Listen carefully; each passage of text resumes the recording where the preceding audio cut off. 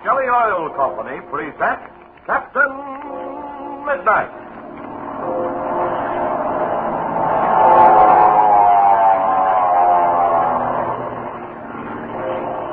Captain Midnight, brought to you every day, Monday through Friday, at the same time, by the Skelly Oil Company, Skelly jobbers and dealers. The Skelly Oil Company, you know, was the originator of tailor-made gasoline. Gasoline that's weather right for your car. See, fellows and girls, here's one that'll tickle your funny bone. What would you think if you saw a man walk out into a snowstorm wearing a swimming suit and a derby hat? Well, I'll bet you'd say the man ought to have his head examined, wouldn't you? But you know, your family car may be just as unprepared for your weather as that man in the swimming suit if your car is using the wrong gasoline. I mean, gasoline that isn't weather right. So ask Dad tonight if the gasoline he uses is changed to fit the weather, or if his gasoline is the same now as it was last summer when the temperature was 100 in the shade.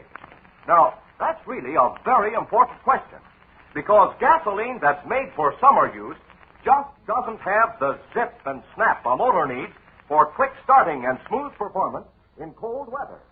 You want gasoline that's made to suit your weather. Well, there is such a gasoline, and it's called Skelly Tailor-Made Aeromax. It's weather right because it's tailor-made for quick starting and top performance at the time and the place where you buy it.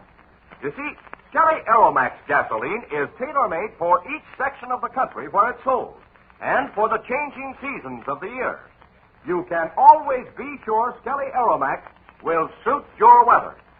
So tell your dad all about Skelly Tailor-Made Aeromax gasoline tonight. Try it and see if it doesn't give you quicker starts and smoother performance than the gasoline you've been using. Say, Dad and Mother will be proud to find out you know so much about driving, and they'll both be glad you told them about Skelly Tailor-Made Aeromax gasoline. Have them try it tonight. And now to Captain Midnight. By subjecting Dolores Pareda to a third-degree inquisition, Ivan Sharp tricked her into giving away the secret of the location of the Pareda treasure. While this was taking place, Captain Midnight, Chuck Ramsey, and Senor Pareda were working desperately to open a hole in the cave-in of the rock wall, barring their progress in the secret passageway under the hacienda. Let's see how they're getting along. Senor Pareda is holding a pocket flashlight, which provides light for the labors of Captain Midnight and Chuck. And one by one, the stones come out with a thud. Listen as Captain Midnight says in a low voice. All right, wait. Hold it a second, Chuck. Okay, Red. Wait till I get rid of this rock. All right. Mi amigos, we are making the headway. It will not be long now. Well, that's what I wanted to find out. You don't think we have far to go then, senor? No, mi capitan. This barricade, it is not a great one. About how thick do you think it is? 3 or 4 feet, senor. No more. We ought to be about through then. I think we are. Now put your hand here, where we've been working. Oh, yes, Chuck. Yes, you're right. I do feel something. I feel a draft. That is good. Yes, we must be almost through. I thank the merciful Dios. Soon perhaps I shall see my daughter, Dolores. Listen, senor. Did there used to be much of a draft down this passageway? No, mi capitan. Only if the outer door was open. Then there couldn't be any draft at all if that door was closed. Well, that's the way we left it. Blazing beacons, that's right. We drew the door shut after we came in. But there could be a draft if there was an opening at the other end, ahead of us. See, that could be possible. All right, now we've got to work fast. Here, hold the flashlight for me, senor, while I continue taking out these rocks. Oh, Chuck. Yeah?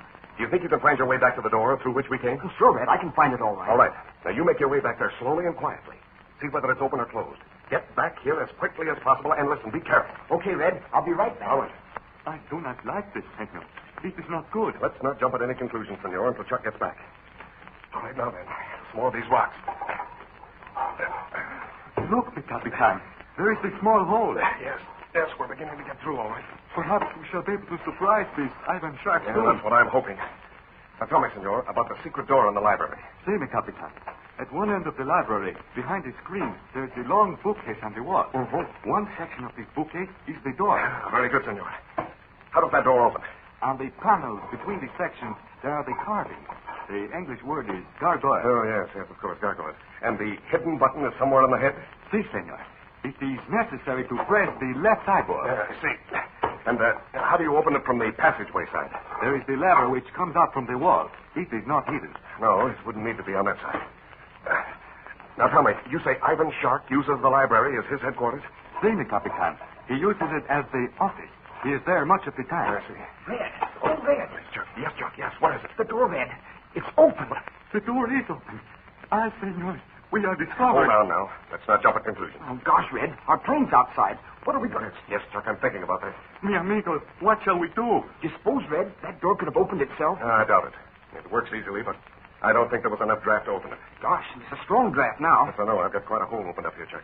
Almost large enough for us to crawl through. Oh, gee, Red, just when we were getting along so well. This is no time for idle talk, Chuck. Come on, let's go. Oh, you're right, Red. I'm sorry. What shall we do, senor? First, we've got to protect ourselves from the rear and be sure we're not being followed. Without using the light, we'll creep slowly and quietly back to the door. All right, now loosen your gun so you can get at them quickly. When we get there, we won't go outside.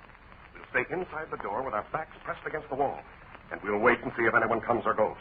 After that, if all is well, we will continue. And at the same moment, nearby in the hacienda above, sits Ivan Shark in the library. His eyes are studying the chart on the desk before him, while a leer of satisfaction lights up his evil features. Suddenly, the door opens. Is that you, Gardo? Yeah, Chief. Where's Fang? He's making a tour of inspection. Oh, yes. I told him to do that every hour. Very well, then. Close the door and come here. Okay, Chief. What have you done with the Senorita Pareda? I put her in that underground chamber, Chief. There ain't no way for her to get out. You mean the one in which we found her kneeling by the chest? Yeah, that's the one, Chief. She will not last long there, Gardo. It is damp and the air is bad.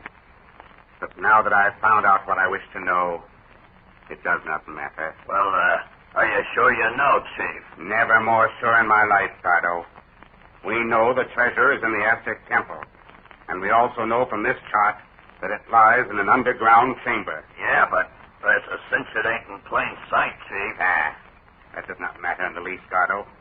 As long as I know what room it is in, I will find any secret compartment or hiding place. Yeah, you're good at that stuff, Chief. Yeah, I never would have found the secret door in this library. Now then, Gardo, at the first sign of daylight, you and I will make a trip to the temple. We must waste no time in getting this treasure. Okay, Chief. But what about Captain Midnight and that crowd up in the valley? We can take care of them at our leisure, Gardo. Rossman and his men have them surrounded on the ground. Yeah, but don't forget, Chief. Captain Midnight has that black two-seater. I remember that well, Gardo. But you will instruct our pilots to maintain constant control. They are not to allow that black two-seater to take off from the dried lake bed. Okay, Chief, I'll tell him. As soon as we have the treasure, then our pilots will drive the great herd of cattle through the northern pass, where they are to be delivered. Have you got the deal all set on that? Yes, Gardo. Everything is arranged. The cattle must be driven down our valley, then through the pass which you have seen from the air. As soon as they are on the other side of the pass, I will have completed my bargain. Yeah, that's a new one, Chief. Driving cattle by airplanes. It ought to work all right, too. Yes, Gardo. 5 airplanes will be worth 100 cowboys. When the cattle hear the roar of the motors, they will move and move fast. Yeah, it'll be a regular stampede, that's what it'll be. Yes, that's what I wish. We will waste no time. No. Do you know who this guy is you're dealing with? Oh, yes, Gardo. I know him very well. He is a gentleman with my own outlook on life. He is anxious to make a quick fortune, and he will ask no questions. Yeah, that's the kind of a gent to do business with. Now then, Gardo, I have constructed another map to be used with this chart. I wish you to study it with me so that we can settle on the details of our flight to the temple. Now, you will notice this point. I believe we can land not very far. Again, we return to Captain Midnight, Chuck Ramsey, and Senor Pareda. They are standing with their backs pressed against the wall inside the open door of the underground passageway. Listen as Chuck says. I don't think anyone's coming now. We do not have the time to lose, senor. Yeah, that's true enough. My guess is we don't have more than 2 hours before daybreak. That's about right. So we'll have to work fast. Shall we go back in or... Wait a minute. Quiet. Something's coming. Hold your position. If there aren't too many, we'll jump for it. There's only one. All right, now tackle his legs, Chuck. Here I go. I got his arm. I got his leg. I have the fix, senor. Wait a minute. I guess we've got him all right. Hold it. Hold it now. Wait. There may be others in the way. Hold it. I don't hear anything else. He must be all alone, sir. It is strange, senor. This man, he has not said a word. How about the flashlight, Red? You think it's safe to use it? Wait a minute. Let's drag him inside a ways first. Okay. All right, now all together. Get a hold of him. This ought to be far enough. Don't you think, Red? Yes, I think so.